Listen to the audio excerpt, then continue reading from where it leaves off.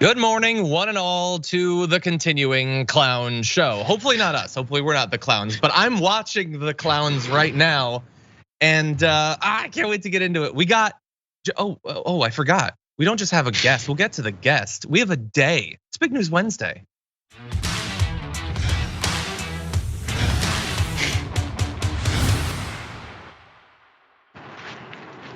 Sorry, I almost robbed us of our formality. But Jayar Jackson is back. Jayar, welcome back to the United States. What's going on, man? I figured maybe I'd stay, get out of here. There was no, stories of gun violence happening near me. All this stuff was going on, except it was cold, bro. It was cold. It was cold. It was cold. Well, we're glad to have you back. Canada's loss is our gain.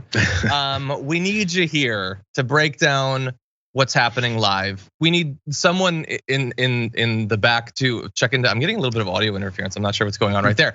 But what I need you for, Jayar, is in just one moment to talk about this clown show. We're gonna get into it.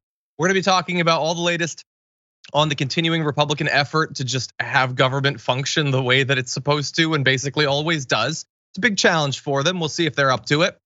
We've got a couple of other new Congress people having a little bit of fun along the way. That's gonna be awesome.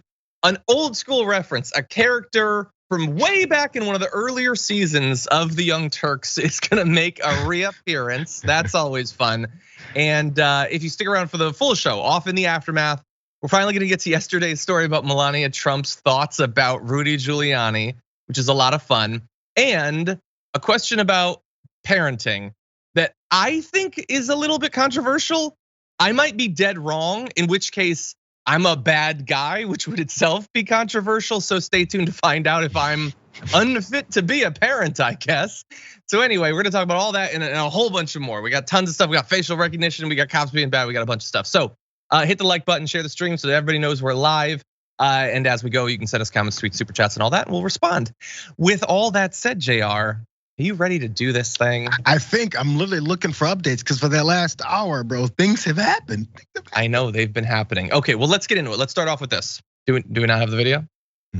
It is day one of the 188th Congress, and House Republicans now are on the verge of becoming a total clown show if they're not careful. They're on the verge. They're on the verge of being if they're not careful, there's a chance. Pull it out. They're careful. They weren't careful. It's still a clown show. We're like literally as we're recording this, I'm looking at the vote count, and McCarthy lost his 4th bid to be speaker. I don't know, are we on to the 5th? I can't even track it anymore, but you can see like he already yesterday lost 3 votes for speaker. Even the first was historic. He decided to emulate the 90s era, the Bulls, I guess, and 3-peat on the first day. And then he comes back for even more on the second day. The first majority party leader in a century to fail to secure the speakership on the first ballot. He attracted 0 additional votes on a second ballot. And then on the third, he even lost one when Byron Donalds switched his vote to Jim Jordan. We'll be talking about Byron Donalds in just a second, actually. This is pretty historic, pretty embarrassing for Kevin McCarthy. There's been trouble getting a speaker before. It took 2 months, 133 ballots to choose the speaker in 1856. Different times, I suppose.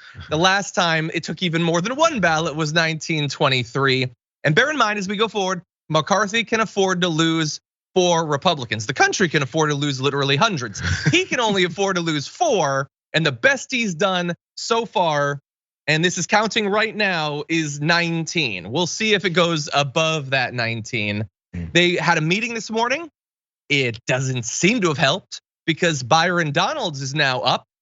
He's the alternative Republican candidate to Kevin McCarthy, and he's gotten 19 votes now. So 4 losses for King Clown. Jayar, what do you think? Oh, what a disaster. So Byron Donalds, who was the one who switched his vote in the 3rd vote, I believe yesterday. To Jim Jordan, yeah. From Kevin McCarthy to Jim Jordan, who was the alternative that was propped up by Matt Gaetz, who didn't want it, who's still pushing Kevin McCarthy. Now suddenly Byron Donalds is that Jim Jordan, maybe because of his appearances on TV, because of his I guess floating their idea that they're trying to keep this thing moving for someone who can bring it home. And apparently Kevin McCarthy cannot bring it home. He's inspired more people, or he's that next person that just gets that vote count. Maybe tomorrow it'll be Matt Gaetz. Maybe the day after that it'll be Lauren Boebert. Who knows? Who knows? Why not? Why not? Why not? Just keep the butter ready. And if you run out of some time in between votes, run to the store, get your popcorn, get your bowl ready, because this will continue.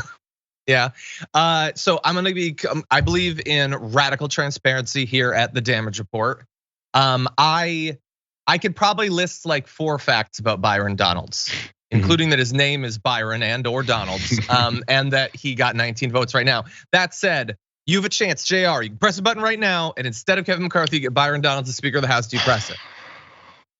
Man, I don't. Is it sure? Why not? Because the thing, they're both gonna do the clown show. That's the one thing that the Marjorie Taylor Greens and them have, at least in their argument, that makes sense here. Outside of just they want to get the legislative thing moving and start their investigations because they think that'll lead them to having more electoral victories.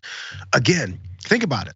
That has nothing to do with legislating. That has nothing to do with helping the American people. They are promising, as yesterday Jim Jordan was ranting about before he tried to rally some more support around Kevin, was we got these things we have to do. We have to start our investigations. Listen, you guys, we can't let any more packages pass that actually help the American people. What are we doing here? Like, they put out their entire agenda there, which is chaos, saying they're better than others. The other folks are trying to destroy you. We need to keep our propaganda machine moving and try to continue into 2024. Yes, we know it's only one branch of government that we'd have some form of control over, but the thing is, it still won't get anywhere. That'll prop us into 2024 for more elections.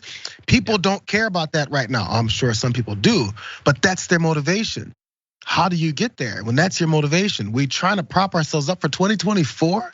That's what you're doing with this Congress? Maybe that's why they're all split and divided like this. Yeah, the only person whose total attention should be on 2024 is me, because I'm already there. I'm done with this. But okay, Donald's up to 20 votes now. Yeah, we figured 20 would get there. I figure that's how much Jim got.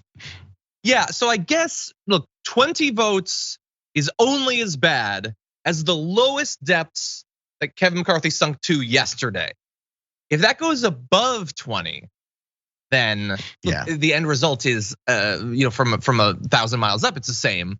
But that's starting to look like there's more cracks now. We'll see. Because right now, McCarthy not only has lost 20 votes, but Jeffries is up on him. I mean, not surprisingly, considering how quick it is and everything. But yeah, not looking great for him. Yo, this is what he's been working for years to get to this point. He flip-flopped on Donald Trump's responsibility for January 6th for this. He kissed his ass for this. He went out to Mar-a-Lago and took that lame picture for this. Now look at this. By the way, this means that Byron Donalds then voted for himself here as well, because of those 20 from yesterday that were for Jim Jordan. He was one. He was the switch, right? Yeah. Now he's voting for himself, and it's public, which is the other fun part about this. You have to say it out loud in front of your colleagues. This is who I'm voting for. This isn't a secret ballot. So now they can start holding things against you. This is something else that's gonna lead into this Congress. Even if McCarthy eventually gets it, or someone else, or whatever happens, these fights and these animosity, these anger towards each other is going to be held. Do you think these guys don't hold grudges, especially when it comes to power? Yo, this is not, even as though this is the beginning, this is gonna lead to a lot more. We'll see. I mean, I think Donald's decided to vote for himself after he heard my endorsement of him, because the vote came like immediately after it. But anyway, yeah, I'm wondering where they go from here. I mean, in theory, do they put Jordan back up again? Do they? I mean, they in theory could do the same sort of breakdown of candidates that they did already. Does someone? Well, who's another? Like, is it Scalise's time to finally be up there again? Does Donald Trump get tossed out? Like, because bear in mind, like you're watching this right now. You're having fun. I almost guarantee you're having fun with watching Kevin McCarthy look like I'm not gonna swear, a clown. I'm having fun. Obviously, I think you can tell that. It's not like this couldn't end up being bad. Look, I personally think if it were Jim Jordan, that's worse, right? And Kevin McCarthy. Kevin McCarthy is spineless, has no principles and everything. Like Jim Jordan is that, but also worse, and jacketless, no less. That would actually be worse. It's not gonna be Lauren Boebert or Marjorie Greene or knock on this table, but I don't know what's gonna happen. Maybe they'll push that Donalds will win. The Republicans elect the first black speaker of the House. All that stuff. They can say Republicans. Look what we've got. Yeah. Well, look, we're having a lot of fun, but we have a lot to get to in this block. So sorry to the TD. We're gonna jump ahead to graphic 6 because we got to get into this. Kevin McCarthy clearly needs to bring in the big guns. He's already lost 4, count them, 4 bids for the speakership. Well, he's got it, maybe. Last night, Donald Trump was asked what he thinks is gonna happen. Is he supporting Kevin McCarthy?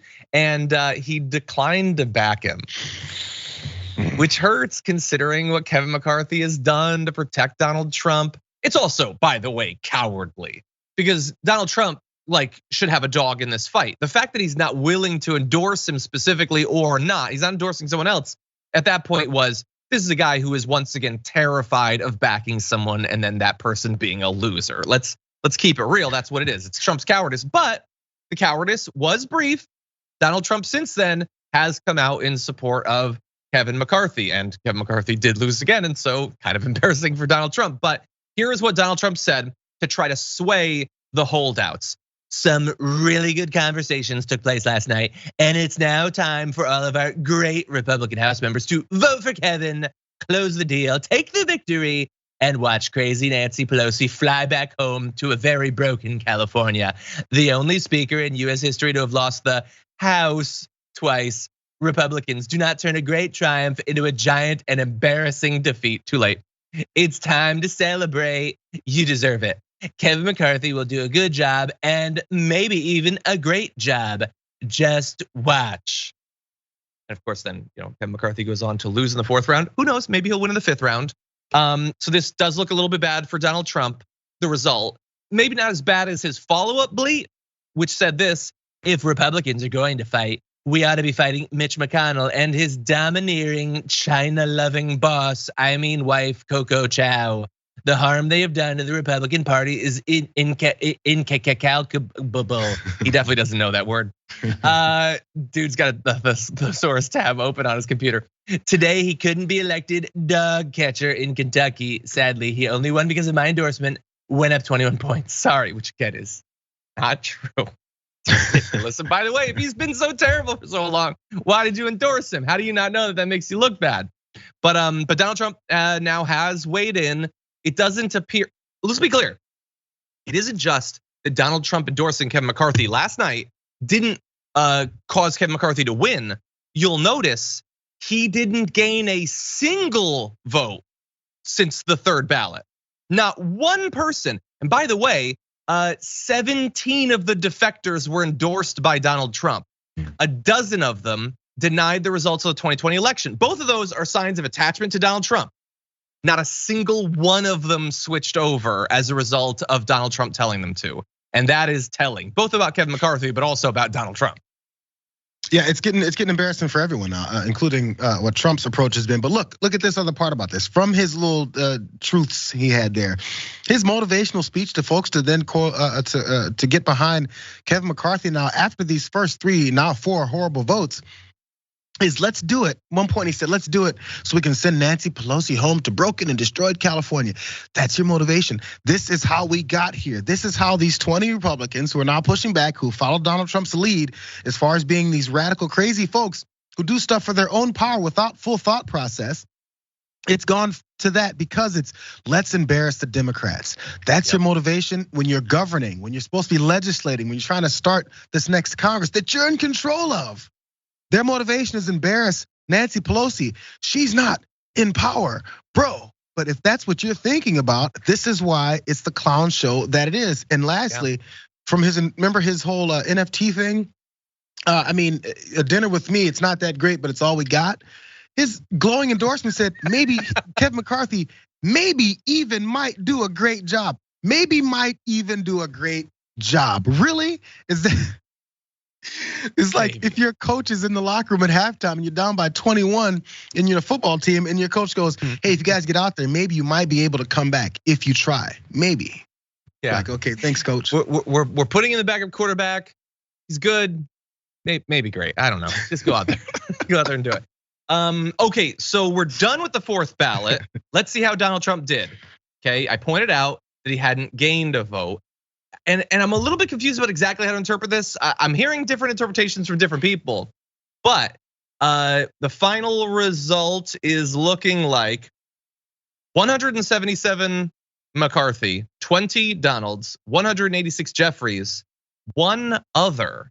And everyone's saying, okay, yes, he lost a fourth time, but secretly his supporters were worried that coming into today that he'd actually lose more. So this is actually a good result, which is definitely what I would call losing 4 times in a row, good result. But if one person voted present, then you kind of lost one more. And that's not a durable thing. Maybe they switch on the next one, but this is not the week that Kevin McCarthy was hoping for. And again, like no one that they're gonna put up there is gonna be great or we're gonna like. But he's already given them a bunch and they're just not buying it.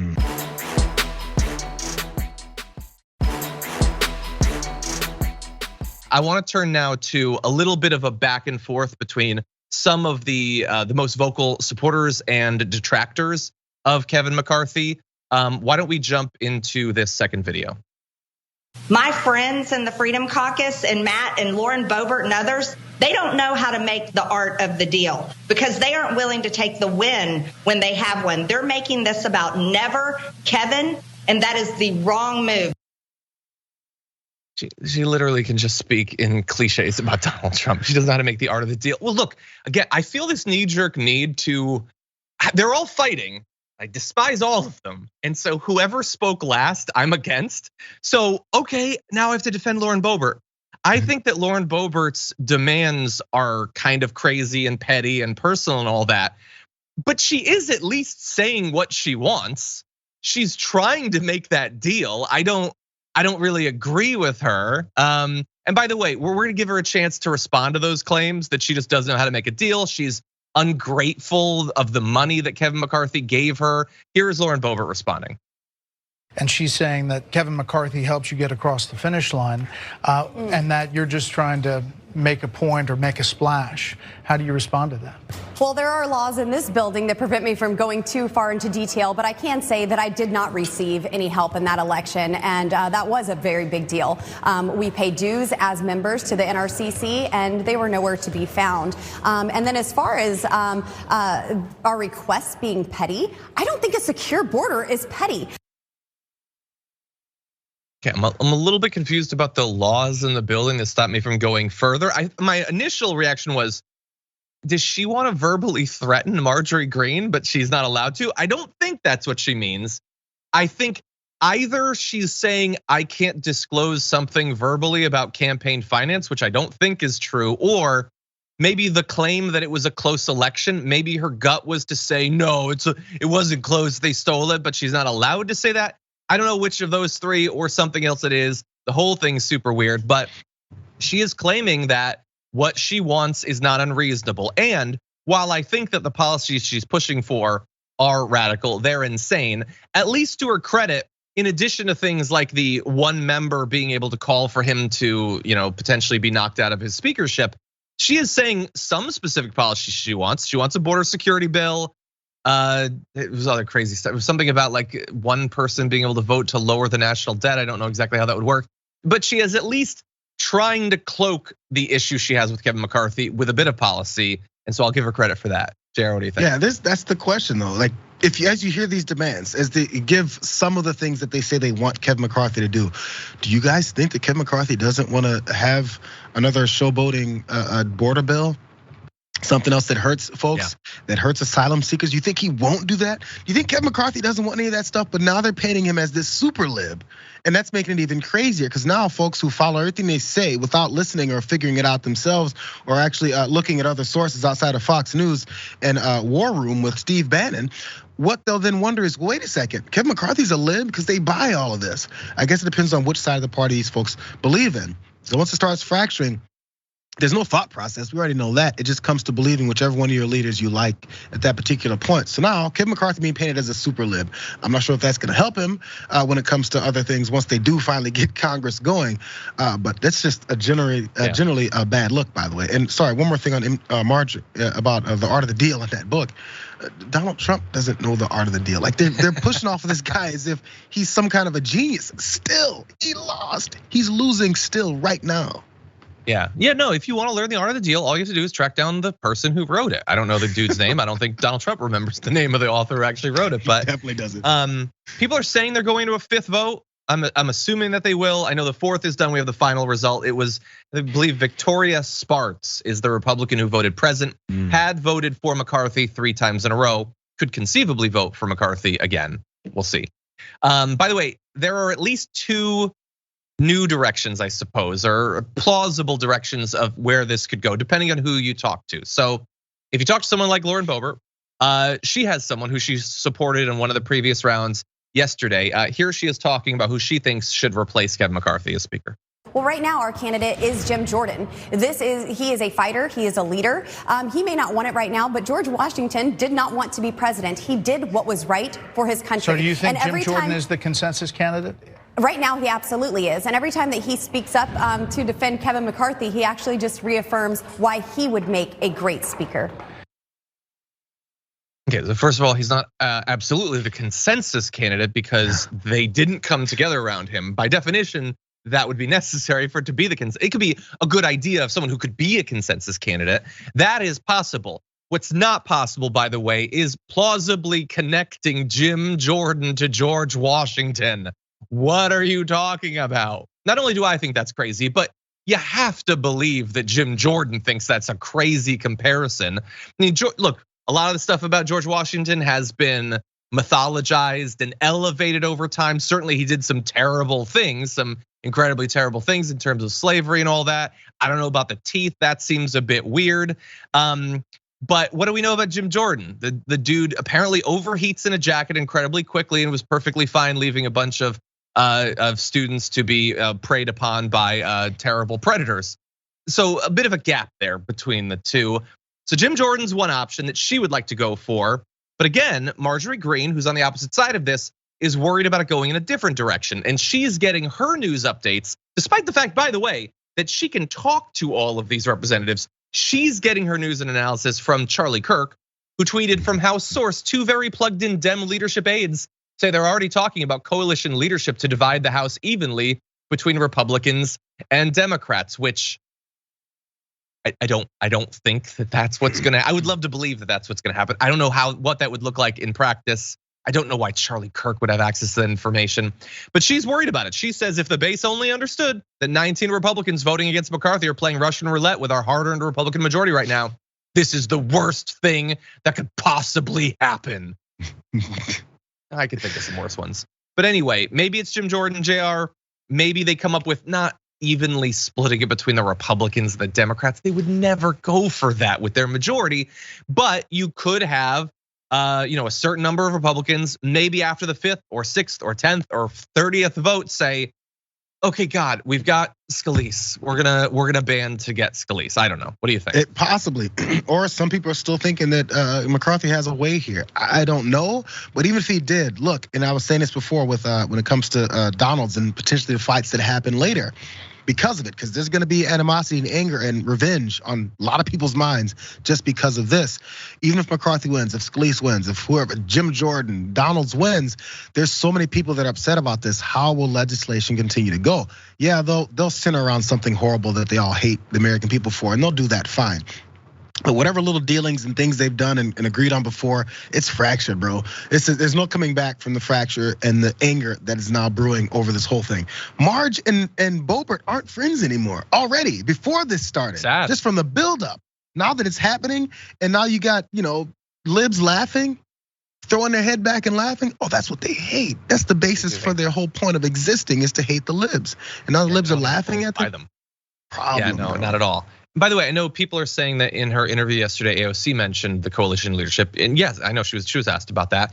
And again, in theory, were the Democrats to band with some Republicans to get a leader, were they to do that, you could call that coalition leadership. I highly doubt, though, I would love to be wrong, I highly doubt that means that the end result of that would be an even split of the House. Again, what does that even mean in practice, and why would the Republicans agree to that? By the way, most of these Republicans, including the reasonable ones, let's keep it real, would be perfectly happy for Congress to not function. Sure, it looks embarrassing, but it also stops any bills from being passed. They don't want things to be passed. So look, maybe they come up with some deal. And by the way, if they were to do the deal, the Democrats would plausibly get something out of that. But an equal share and influence in the House, I think, is unlikely to be the thing. Yeah, the thing is, well, I'm sorry, last thing, I know we went super far. They don't want things passed, but they want it to look like they do. That's the hard part. They can't have it blatantly be like, we're not running things and we don't want things passed.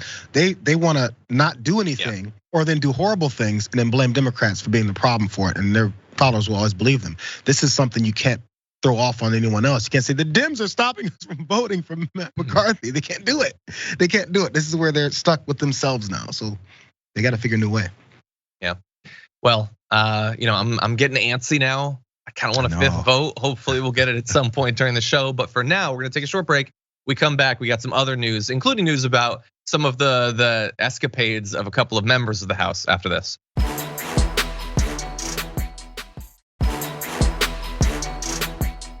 Okay, everybody, let's have a little bit of fun and talk about a few representatives.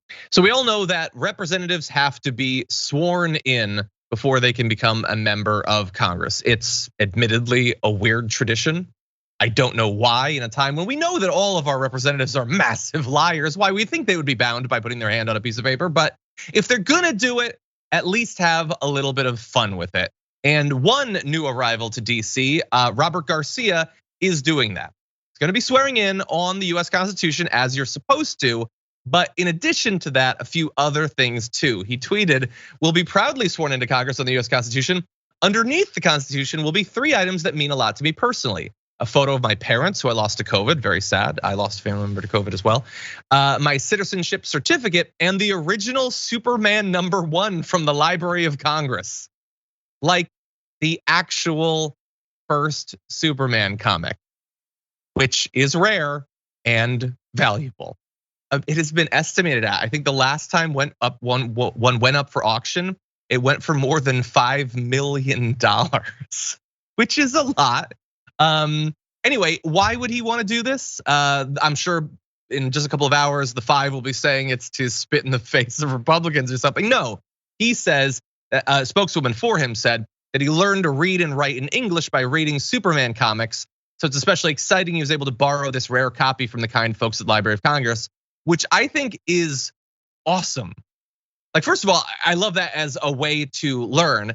I've been taking just a little bit of Spanish for a bit, and I keep wanting to get to the point where I can like learn by reading, and I'm not yet at the point for the stories that I want to read, but I respect him. Maybe I'll try some comics. Anyway, he's called comics in the past both an essential part of American fiction and serious S. There's lessons you can learn that are invaluable. I agree. But anyway, yes, you can actually get comics out of the Library of Congress, as well as things like the Thomas Jefferson copy of the Quran, Dr. Martin Luther King Jr.'s Bible, and those have been used for swearing in as well. So he's hardly the first person to use something that's incredibly rare and valuable. It might be the first comic ever, though. What do you think, Jayar? I mean, why not, bro? Right. Again, I don't know if people are gonna be offended by this. I feel like we're getting close to people getting beyond this. Even conservatives that say the only way to swear in is Constitution, Bible, Constitution, Bible, Bible, Constitution. But then again, we then go straight forward and talk about how much they lie, how much they renege on their promises to the American people, the things that they said they were gonna do. All that happens. So what's the point? Do we then say you're not a real Christian because you swore on the Bible and you lied? No, like they say they care until it's all over, then they kind of don't care, kind of forgot. So it really doesn't matter. There's plenty of people who don't believe in the book that many conservatives or even Democrats swear in on, because it's just standard when it comes to the Bible and the Constitution. So what's the difference if it's this? Yeah, fine, you don't believe Superman is God, it's okay. This guy likes what happened with it, or at least how it assisted him to get to this position in life. That sounds like it's pretty inspiring, it's cool, why not? So I mean, hopefully, this is my prediction, there won't be too much of a problem with this. I hope not. By the way, he chose like a super patriotic, like, I don't think you could have a problem. Now, if he chosen like Wonder Woman, then all of the right-wing pundits would be triggered by that, let alone, dear God, anyone ever swears in on Black Panther, the whole right-wing media sphere is gonna just crumble, the entire thing. But it does beg a very important question, Jayar. What would you swear in on? Wow, something that,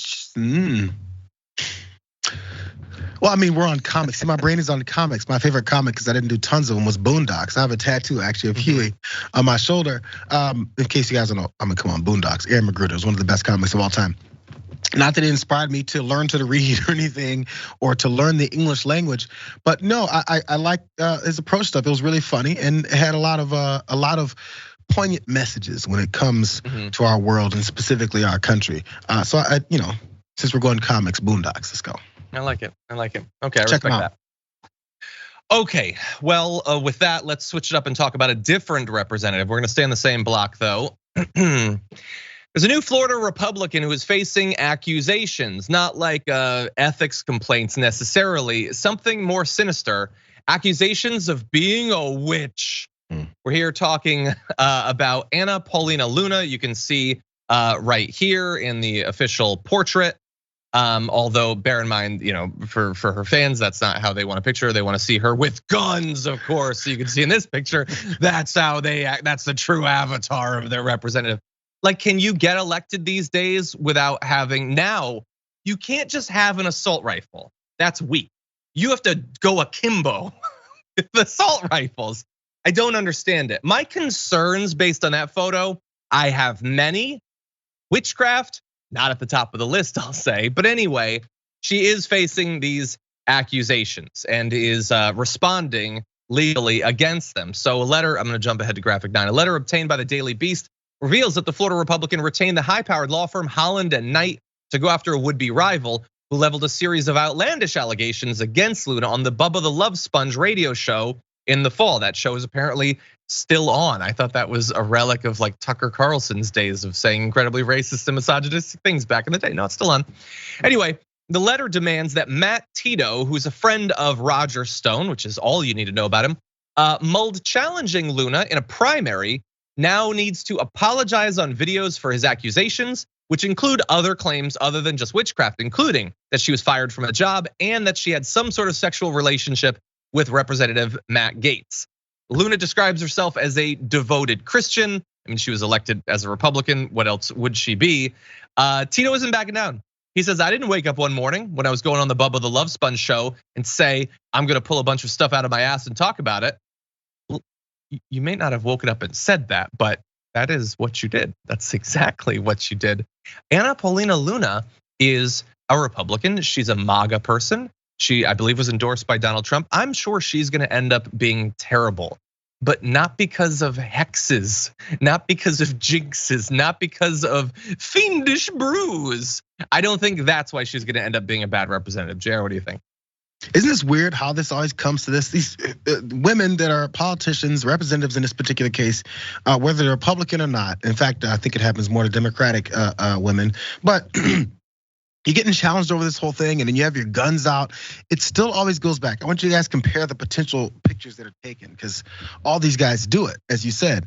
If there's a Republican guy who's holding 2 guns, do you think his midriff is out? You think he's wearing a tank top? You think he's showing skin? Do you think he has to have his hair perfectly placed and styled? This is the look that they're looking for a representative to legislate for the people. If it's a woman, she's got to be showing the sexual nature of her with these guns. There's this weird mix of, oh, she's so sexy and there's guns. Why? What does this have to do with anything? They want to talk about investment. Go ahead. The guns are the only part of it that bother me. I don't care. Like, I mean, Paul Ryan loved to show off his arms or whatever. So like, didn't Mitt Romney pose when he was younger? There are other Republicans that try to like, look, I think a lot of them are 90 years old. They can't necessarily produce a photo like that. So I don't have as much of a problem with that. It's just the need to constantly show yourself to be like the rebirth of Rambo or something. Yeah, but you have to. But with women, they have to, for some reason, look like this when they do it. Half of their motivation is, oh man, I like the way she looks. Why does it have anything to do with it? It's if that's your guns, that's your guns. Why does this have to mix? It's just this weird thing that we've come to accept, and I think that's part of their basis for why they do stuff like this. But then it invites this type of other stuff. Look, she's a witch. She's that. This stuff doesn't happen to male politicians. It just doesn't. That's true. That's just the way that their approach comes, and you buy into it more, and you play in that same character when you do stuff like this. So I mean, yeah, it shouldn't happen to her, but bro, you know who you're working with. Yeah, I've never heard like Matt Gaetz is a warlock. No one's ever made that claim. Have you seen Matt Gaetz' hairy stomach while posing with guns before? I don't want to. Although I hear he dabbles in necromancy.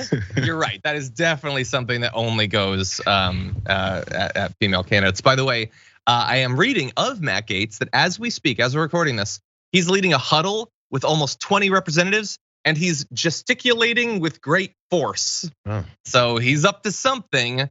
Is it sorcery? I don't know. Stay tuned to find out. Okay, with that said, let's totally mix things up and let's have a little bit of fun. You remember Dr. Love? This is a story from quite a few years ago, 6 years ago, in fact. Malachi Love Robinson. The name might not ring a bell, but I have a feeling the photo just might. Let's bring this up. This is Dr. Love himself, quite youthful, baby-faced doctor. One part of that description is true, the other is not. He had back in 2016 begun the New Birth, New Life Medical Center and Urgent Care. And you can see him listed there on the website for that medical organization. There was just one issue. He's not a doctor. He's 18. He's a go-getter. He rises and or grinds. I'll give him that, but he wasn't a doctor.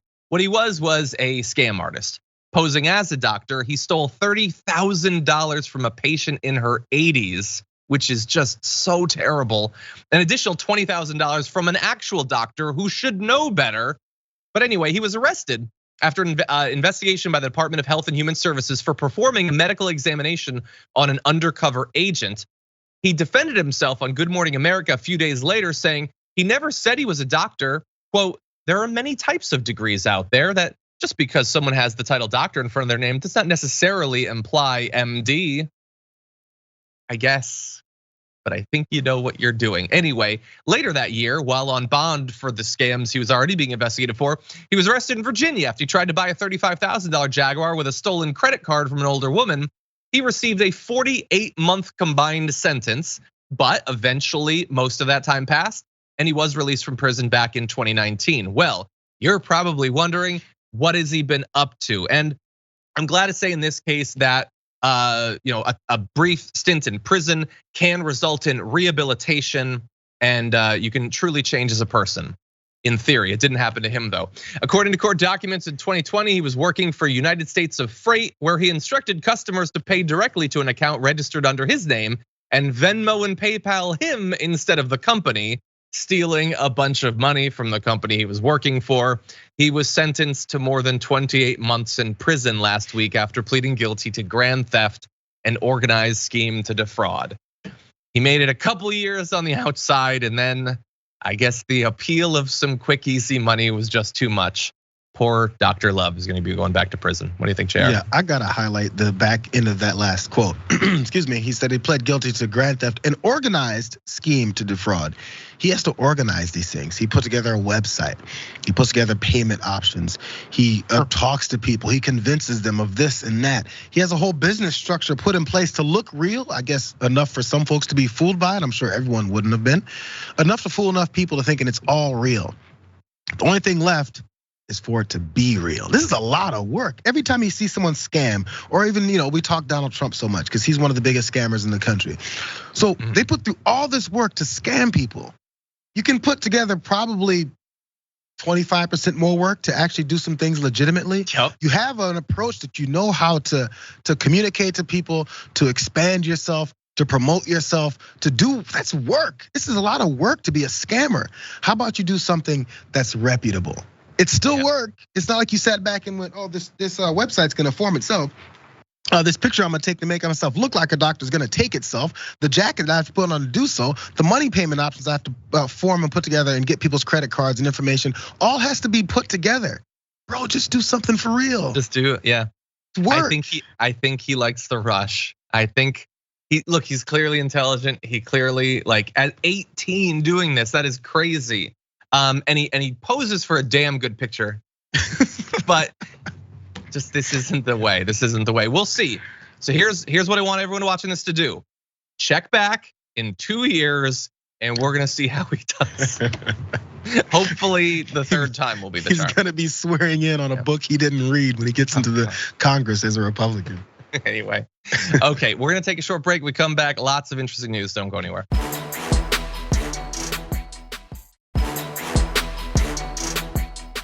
Okay, Jayar, we're gonna have to race to get through both of these, but let's get weird for a moment, starting with this.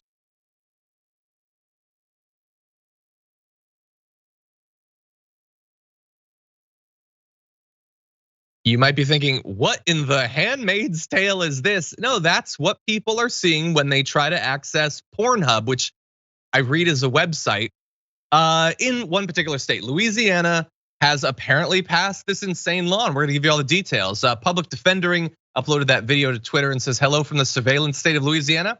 People in Louisiana have to use their driver's license to go to Pornhub. This is truly wild under his eye. Yeah, no, it's real. It's Louisiana State House Bill 142, requires adult sites to screen visitors via reasonable age verification. And somehow they're defining having to use your license is reasonable, okay. By law, and it was signed, by the way, back in June. They define reasonable age verification rather narrowly. You can't do something like the agree that you're plus 18 box or input your birth year. No, it has to be full on government documentation. You can use the digitized ID card based on some form of government ID, or simply actually show your license or something like it.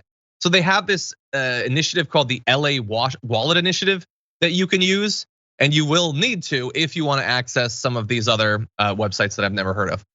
So Jayar, it's 2023. We've survived with people being able to access pornography for many decades at this point. Why now? Why in this way? What do you think? They're running out of options, bro. They're running out of things to complain about. Excuse me, running out of things to say that they're trying to oversee and protect your children from. This is just another ploy. But then, of course, it's also a way to make sure that they track and monitor people that are like, yeah, sure, I'll do whatever it takes to get to my site, right? So these folks that are doing this, you think they weren't 14, 15-year-old kids at any point? But they maybe didn't have the same access. I don't know what it is that the motivations are outside of trying to look a certain way, which is the complete opposite of who they are. It's just the way these things operate. But now, I'm not sure if the bigger motivation is then collecting folks' information. Either way it goes, it's all around bad. And eventually, this keeps happening. Since they run out of things to say that they're so virtuous about and Christian-based about, they keep going to these lengths and they keep alienating the people that are following to the ends of the earth. There's some limits, bro. We already know the Bible Belt, specifically I think Utah even, is where the most porn watching happens. Digital online porn watching happens. Because these are the folks that are being told so much not to do it over and over and over again since they were 5 years old. So of course, then you have these kind of results. But is this gonna work? There's more of the virtue signaling that's happening. This is just gonna push people away, bro. Because they have to know their constituents are not about keeping their porn from their eyes. Exactly, yeah. No, this has been tried in the UK and France. In the UK, I believe they did some massive changes to it. I don't know the state of in France, but no, I don't think this is gonna work. This is, they call it House Bill 142. I would call it the VPN Stimulus Act because that's what's gonna happen. It's going to unleash what I'll call a torrent of other ways to access pornography. Or look, I'm just worried about, we know that there's already this issue of incels predisposed to violence. You're gonna cut them off from their supply of pornography as well? You think that that's gonna be a good idea? Okay, well, look, they're trying. Right now it's just Louisiana, by the way.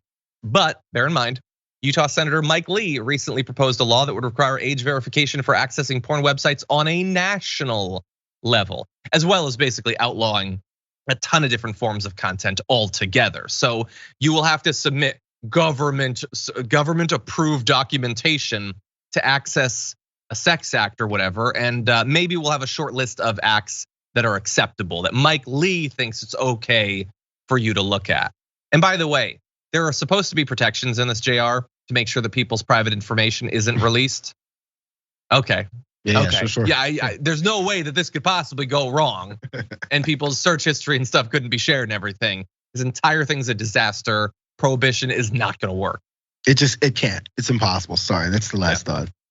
100%. I'm hearing that Byron Donalds is being nominated again. Okay, we're gonna have to check in on that after this next story.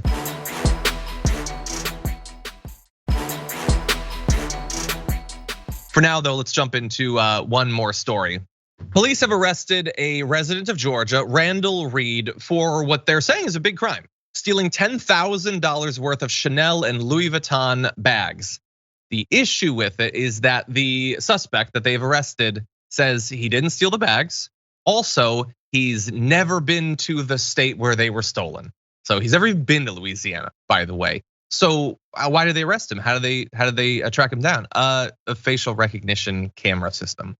So they believed it was this guy 3 states away because it triggered this facial recognition tool that they'd been using. Now, according to Reed's lawyer, he is 40 pounds lighter than the criminal visible, like visibly totally different, not the same person. And they did eventually let him go, but they arrested him. And that is already bypassing so many checks that are supposed to be present on the system, especially when using facial recognition software. So the lawyer says, I think they realized they went on a limb making an arrest based on a face. Yes, but bear in mind, they were still willing to do it. And I haven't seen any big announcements that they're gonna be instituting new checks and balances on the use of this. By the way, they don't need new ones. They're already present. They're just not following the ones that are there. And I want you to bear in mind that while this is a problem no matter what, and not the first time this has come up, at least 3 wrongful arrests have made news about using facial recognition as literally the only evidence of a person's guilt. But I want you to remember all of what we've talked about over the years about facial recognition and AI systems like this, and how they are made to be good in certain circumstances and not others. Now think about how that's going to affect law enforcement. And bear in mind the numerous studies that show that the technology is especially inaccurate when identifying people of color and women compared to identifications of white men. They're trained on white faces, so they're very good at telling the differences between white faces. They're programmed in many cases by white programmers. And so bias is baked into the coding, and that's how you get these sorts of mistaken identities. And unfortunately, it's combined with police who are willing to take that as gospel and just go and arrest someone without any extra evidence. Jayar, what do you think? Yo, lazy police work, as you could imagine. And same thing, we're gonna use the new technology, and we're gonna go to this stretch and get someone else. And as you point out, because of who created it, there's those problems with it. And even if it wasn't for those biases, there's still gonna be problems with it. It's technology, bro. It hasn't been perfected, it's brand new, and they're just gonna jump straight to it. It's the laziest approach to trying to then arrest someone for robbery of a Louis Vuitton store. This is what they're focusing on now, right? This is the point. And it makes it easier and easier for them to then wrongfully arrest folks. We hear about these idiots always talking about how the Matrix is here. The Gazpacho police are coming for you, as Marjorie Taylor Greene said. They're doing all this to get you. Are you gonna point out when people get arrested that maybe you don't like? Because those folks are still Americans, they're still regular people going about their own damn business. So as they get arrested over facial recognition from 3 damn states away, as you pointed out, who's gonna stand up for them? How much do you really care about all this stuff that you're talking about? Again, it's gonna continue to expose how these are all just talking points to make sure you look a certain way, again, to get elected, not about actual trying to stop any crime. You're 100% right. Like they've spent decades freaking out about the new world order and global governments, and everybody's gonna be like, come on, a facial recognition system that's just picking you up like in a store or something, then flagging you for a crime someone else did 3 states away. Every one of them should be against this, and it's weird that they're not. Yep. Okay, thankfully in this case he was released. Hopefully the police in New Orleans will start actually following the law. Anyway, that is unfortunately all the time we have for the first hour of our show. Thank you everyone on the linear platforms or listening on podcasts. If you are on the podcast, by the way, we would love you to rate and review us on Apple Podcasts. I'll be reading through some of those later on today. But there is more show to come in the aftermath. Tucker Carlson on atheism, as well as Melania Trump's thoughts about Rudy Giuliani coming up after this.